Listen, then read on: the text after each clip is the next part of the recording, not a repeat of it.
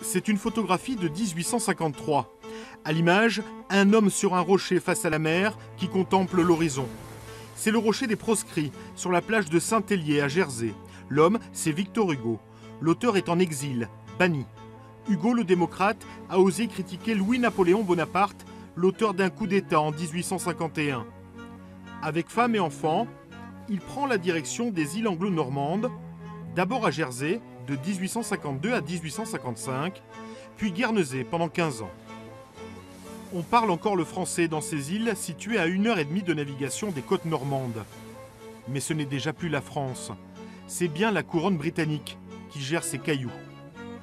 Victor Hugo et sa famille s'installent ici, dans cette maison de corsaire, à Hauteville House, une demeure cossue face à la mer. Ici, Victor Hugo retrouve le calme et la sérénité en famille. Aujourd'hui, Odile Blanchette gère cette maison musée. Elle fait vivre le souvenir de Victor Hugo. On se trouve ici dans l'atelier d'écriture de Victor Hugo. Cet étage qu'il s'était réservé au sommet de la maison, c'est vraiment le nid du poète en fait. Il écrit au plus près des éléments, sous le ciel et face à l'océan, on le voit. Écrire sur ses tablettes très simples et jeter ses papiers pour que l'encre sèche voilà, au soleil avant de les rassembler et de repartir pour une deuxième session d'écriture. Preuve que cet environnement lui est profitable, l'auteur y écrit « Les Misérables » et « Les Travailleurs de la mer ». Son autre passion, c'est la décoration. Des meubles, des tapisseries et des faïences un peu tape à l'œil. Victor Hugo y laisse une empreinte teintée de mégalomanie. Dans cette pièce, Hugo a semé énormément d'indices qu'il faut retrouver. Ici, vous avez le V de son prénom. De l'autre côté de la cheminée, vous trouvez le H, la signature du maître.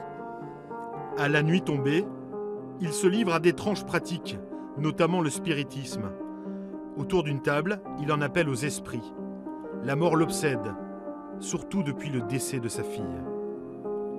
Précisément à 7 jours près, le 10e anniversaire de la mort de Léopoldine Hugo, morte noyée dans la Seine le 4 septembre 1943, les tables vont parler.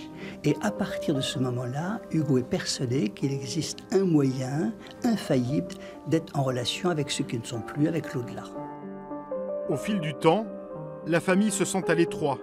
Ses enfants et sa femme retournent régulièrement à Paris. Bien qu'amnistié en 1859, Victor Hugo refuse de rentrer. Il passe le plus clair de son temps avec sa maîtresse, Juliette Drouet, qui vit juste à côté.